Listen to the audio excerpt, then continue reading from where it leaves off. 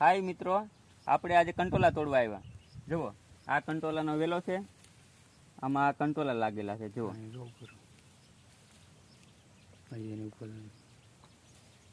માથા માથા માથા માથા નાચ છે.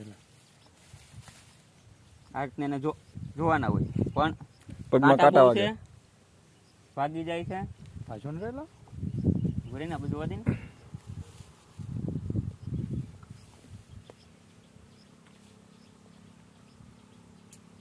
હેઠે છે જ એની તોડ્યો ને